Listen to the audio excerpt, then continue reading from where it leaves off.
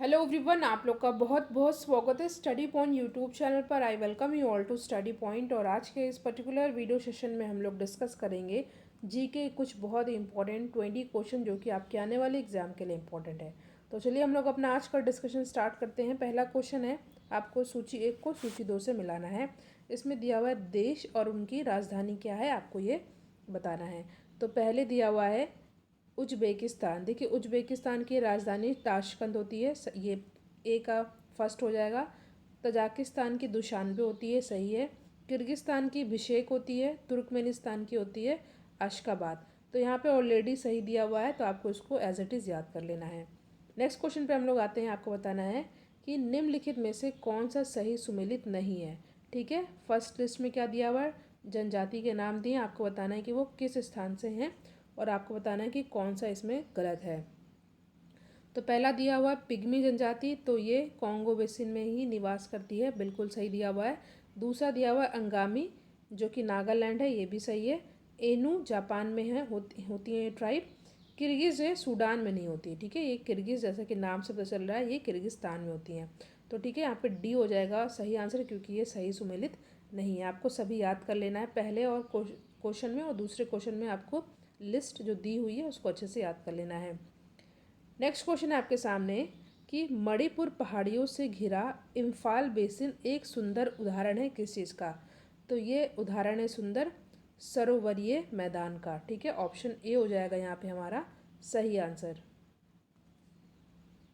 Next question है, निम्नलिखित नदियों में से कौन सा अपने भ्रंश घाटी प्रवाह के लिए प्रसिद्ध है। चंबल, दामोदर, गंडक या रामगंगा। तो यहाँ पे हमारा सही आंसर हो जाएगा दामोदर। ठीक है, फॉल्ट वैली ड्रेनेज के लिए फेमस है, तो ये है क्या, दामोदर नदी। ठीक है, तो ऑप्शन बी हो जाएगा यहाँ पे हमारा सही आंसर।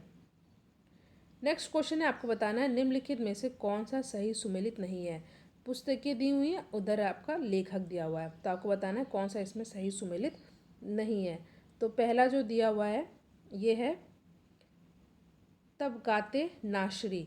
ठीक है, तबकाते नाशरी का मिनहाज उस सिराज जस जानी, ये सही दिया हुआ है। दूसरा दिया हुआ है तारीख़ फ़िरोज़ शाही, तो इसका शख्स सिराज असीफ़ सही दिया हुआ है। तुगलक नामा इब्ने बतूता दिया हुआ है, जो कि ये गलत है। बाकी हुमायूं नामा का गुलबदन बेगम सही है। तो ऑप्शन सी जो दिया हुआ है ये सही मैच नहीं करता है। ठीक है, आपको कमेंट सेक्शन में बताना है कि तुगलक नामा के लेखक कौन है। ठीक है, नेक्स्ट क्वेश्चन पे हम लोग आते हैं। नेटिव मैरिज एक्ट किस वर्ष पारित किया गया था। तो नेटिव मैरिज एक्ट पारित किया गया था 1872 में, 1872 में ये एक्ट पारित किया गया था। नेक्स्ट क्वेश्चन पे हम लोग आते हैं। क्वेश्चन है सूची 1 को सूची 2 से मिलाना है। फर्स्ट लिस्ट में दिया हुआ है कुछ आंदोलन और आपको बताना है कि ये किस वर्ष ये आंदोलन हुए थे। तो जो पहला आपका दिया हुआ है यहाँ पे पाबना, तो ये हुआ था कब, ये हुआ था 1873-85 के दौरान। दूसरा दिया हुआ एका, तो ये हुआ था कब, ध्यान दीजिएगा, तो एका हुआ था ये 1922 में।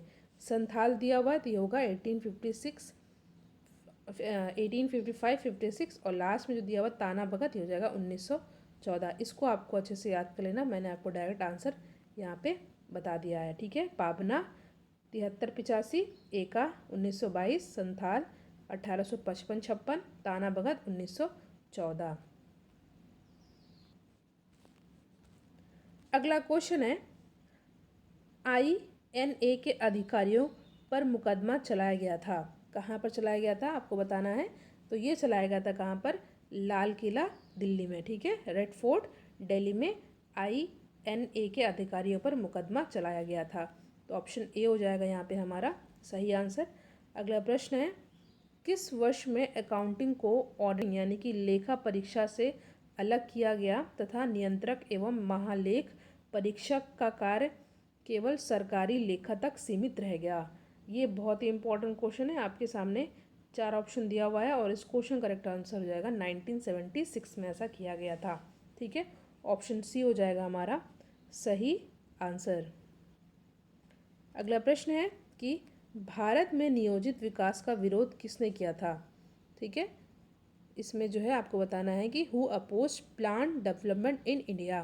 आपके सामने यहाँ पे 4 ऑप्शन दिया हुआ है, महात्मा गांधी, जवाहरलाल नेहरू, इंदिरा गांधी और राजीव गांधी। तो यहाँ पे ऑप्शन ए हो जाएगा हमारा सही आंसर। अगला प्रश्न है, निम्नलिखित में से कौन सा सही सुमेलित नहीं है। ठीक है, आपको बताना है कि कौन सा सही सुमेलित नहीं है। पहला दिया हुआ है कि देखिए सार्वजनिक स्वास्थ्य एवं स्वच्छता, ये राज्य सूची के अंतर्गत आते हैं, बिल्कुल सही है। दूसरा दिया हुआ है जनगणना, तो ये संघ सूची के अंतर्गत आते हैं, ठीक है, ये भी दिया हुआ सही, यूनियन लिस्ट में आते हैं। जो तीसरा दिया हुआ है राज्यसभा में सीटों का बंटवारा, तो यहाँ पे दिया हुआ है द्वितीय अनुसूची। ठीक है, तो देखिए जो राज्यसभा में सीटों का बंटवारा होता है, एलोकेशन ऑफ सीट होता है, ये 4th शेड्यूल में दिया गया है। ठीक है, दूसरे शेड्यूल में नहीं दिया गया है, 4th शेड्यूल में दिया गया है, तो आपको याद रख लेना है। ठीक है, लास्ट दिया हुआ है कि दल बदल विरोध 10वीं अनुसूची, ये सही है, यानी कि ऑप्शन सी हो जाएगा हमारा सही आंसर, क्योंकि ये सही सुमेलित नहीं है। ठीक है, द्वितीय अनुसूची में क्या दिया हुआ है, द्वितीय अनुसूची में दिया हुआ है प्रेसिडेंट की सैलरी के बारे में बताया गया है। ठीक है, सुप्रीम कोर्ट हाई कोर्ट के जज की सैलरी के बारे में बताया गया है, तो ये आपको ध्यान देना है। देखिए जब हमारा संविधान बना था तो उस समय 8 शेड्यूल थे, यानी कि 8 अनुसूची थी, मगर अब प्रेजेंट टाइम में 12 शेड्यूल यानी कि 12 अनुसूची हैं। ठीक है, नेक्स्ट क्वेश्चन है, भारत के संविधान की 11वीं अनुसूची में कितने विषय हैं।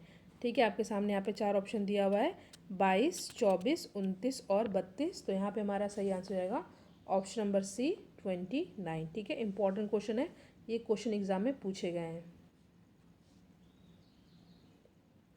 अगला क्वेश्चन है आपके सामने, प्रधानमंत्री कार्यालय पीएमओ के संबंध में निम्नलिखित में से कौन सा कथन सत्य है।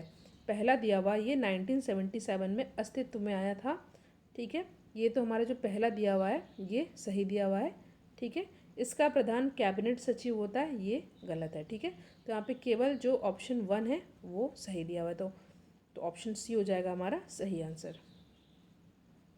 नेक्स्ट क्वेश्चन है, भारतीय संविधान की 6ठी अनुसूची के प्रावधान निम्नलिखित में से किस राज्य में लागू होते हैं। त्रिपुरा, सिक्किम, नागालैंड या उपरोक्त सभी। तो यहाँ पे हमारा सही आंसर हो जाएगा त्रिपुरा। ठीक है, ऑप्शन ए हो जाएगा हमारा सही आंसर।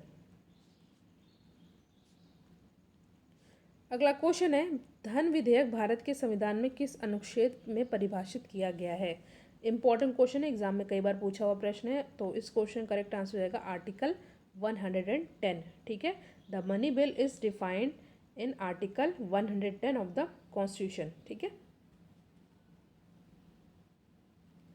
नेक्स्ट क्वेश्चन है, निम्नलिखित में से किस जीव का रक्त सफ़ेद होता है। छिपकली, तिलचट्टा, घरेलू खटमल या मच्छर। तो यहाँ पे हमारा सही आंसर होगा तिलचट्टा। ठीक है, कॉकरोच का ब्लड जो है ये सफ़ेद होता है, वाइट होता है, तो ऑप्शन बी हो जाएगा हमारा सही आंसर। अगला प्रश्न है, नाइट्रोजन स्थिरीकरण जीवाणु किस पौधे की जड़ के साथ संयोजन करते हैं। तो ये हो जाएगा दालें। ठीक है, ऑप्शन 1 हो जाएगा हमारा यहाँ पे सही आंसर। नेक्स्ट क्वेश्चन है, जब किसी साबुन के बुलबुले को आवेशित किया जाता है तो निम्न में से क्या घटित होता है। ठीक है, जब किसी साबुन के बुलबुले को आवेशित किया जाता है तो क्या होता है। ठीक, तो इसमें जो है उसकी जो त्रिज्या होती है वो बढ़ जाती है। ठीक है, ऑप्शन ए हो जाएगा यहाँ पे हमारा सही आंसर।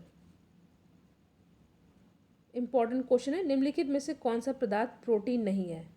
ठीक है, आपको बताना है कौन सा पदार्थ प्रोटीन नहीं है। देखिए खुर, लूता रेशम जिसको हम लोग स्पाइडर सिल्क भी जानते हैं, केश बाल, ये सभी प्रोटीन है, कपास प्रोटीन नहीं है, तो ऑप्शन ए हो जाएगा हमारा सही आंसर। ठीक है,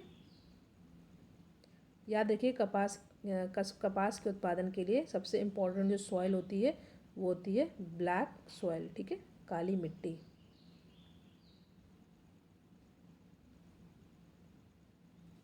अगला क्वेश्चन है, मानव शरीर में निम्नलिखित में से कौन सी ग्रंथि अंतरास्रावी एवं बहिस्रावी दोनों ही प्रकार की ग्रंथि हैं।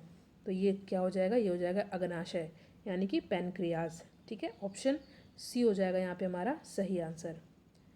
निम्नलिखित में से किस पदार्थ में कैल्शियम विद्यमान है। चीनी मिट्टी, कोरंडम, जिप्सम या टैल्क। तो यहाँ पे ऑप्शन सी हो जाएगा हमारा सही आंसर। ठीक है, जिप्सम में जो है कैल्शियम विद्यमान होता है। नेक्स्ट क्वेश्चन है, आपको बताना है कि इसमें से कौन सा सही सुमेलित नहीं है। पदार्थ दिया हुआ है उनके उपयोग के बारे में बताया गया है। तो पहला दिया हुआ है सिल्वर ब्रोमाइड। ठीक है, देखिए सिल्वर ब्रोमाइड इसका जो यूज़ होता है कृत्रिम प्रकाश संश्लेषण में नहीं किया जाता है। ठीक है, तो यहाँ पे पहला ही हमारा हो जाएगा सही आंसर, क्योंकि ये सही मैच नहीं होता है। बाकी जो सिल्वर आयोडाइड हुआ है इसका यूज़ हम लोग कृत्रिम वर्षा यानी कि आर्टिफिशियल रेन में करते हैं। लिथियम बाइकार्बोनेट इसका जो है यूज़ गठिया के उपचार में किया जाता है। और जो दूधिया मैग्नीशिया होता है ये एक प्रतिअम्ल होता है, यानी कि ये एंटी एसिड होता है। तो यहाँ पे ऑप्शन ए हो जाएगा हमारा करेक्ट आंसर, क्योंकि ये सही सुमेलित नहीं है। नेक्स्ट क्वेश्चन, तुलसी के पौधों का औषधीय महत्व निम्नांकित की उपस्थिति के कारण होता है। क्यों होता है तुलसी के पौधों का औषधीय महत्व? क्योंकि इसमें क्या उपस्थित होता है, इसमें उपस्थित होता है फिनॉल और फ्लेवोनाइड। तो यहाँ पे ऑप्शन सी हो जाएगा हमारा सही आंसर। तो यहाँ पे हमने कुछ बहुत ही इंपॉर्टेंट 20 जी के क्वेश्चन को डिस्कस किया, जो कि आपके आने वाले एग्जाम के लिए इम्पोर्टेंट है। नेक्स्ट वीडियो में हम लोग मिलते हैं। वीडियो को लाइक एंड शेयर ज़रूर करिएगा। Thank you so much for watching. Thank you.